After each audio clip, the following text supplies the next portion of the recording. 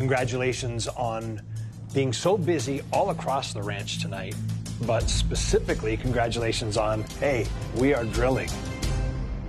Yeah, I couldn't be more excited because this is a mystery that's eluded us from the first year that we pulled that metal out. You know, what could be in the Mesa? And here we are drilling a 4-foot vertical shaft.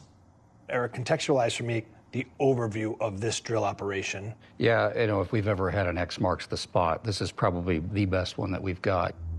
As Thomas explained, the drill is right over top of the place where the drilling had to stop last year. We've essentially come up against an impenetrable layer of something. We don't know what it is. The drill bit stops at like 470-something feet in and about 33 feet down. Well, after seeing the destruction of these tungsten carbide steel drill bits and seeing the drilling experts have no explanation for it, what we're up against, this new drilling operation, is the most appropriate path forward. And when you combine that with the observation that we found ceramic materials last year that are out of their geologic context, in other words, they don't belong there. We seem to be going through something with a layer structure, and we've speculated it's something that was engineered that way. Right. So you're basically right on top of the saucer, the domed-like feature with ceramic tiles on it that's heat-resistant. You're on top of the UFO, basically.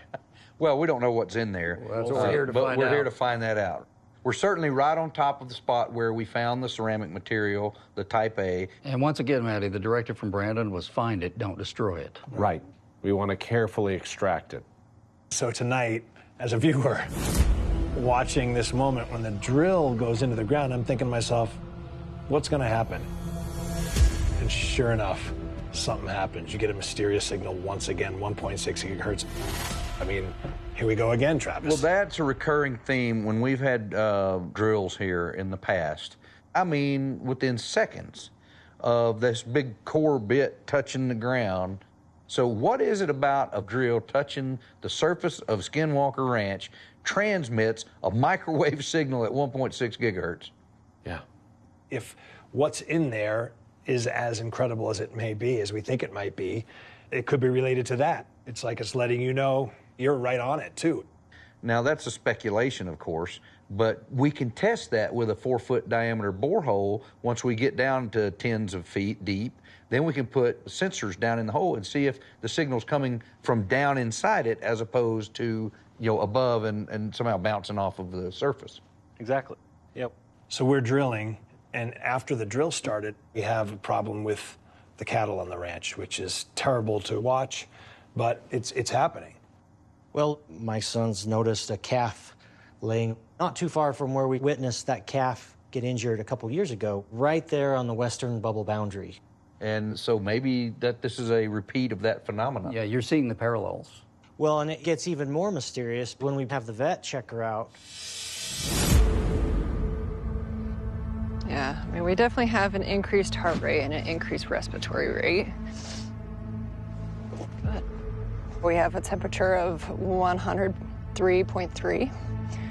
The high normal is 103 even. So the temperature is high. Easy. So definitely signs of some stress. Yes. When we have a fever, that's typically an indication that we have some kind of infection going on. That infection can be secondary due to something else, like a low white blood cell count, which can be a symptom of chronic radiation poisoning.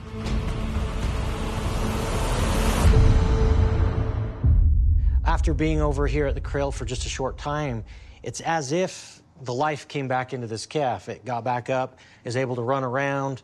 It was as if removing it from that space brought it back to life, so to speak. We didn't see any obvious signs of trauma, nothing that would explain that behavior. You talk about where it happened, like you said, right at the bubble boundary. That's significant. Yeah, and it parallels to what happened with the previous calf injury, right, a couple of years ago. Drill goes in the ground, we're detecting 1.6 gigahertz signal, then we find the calf. I think, fortunately, Thomas and his boys may have found this calf before it got worse.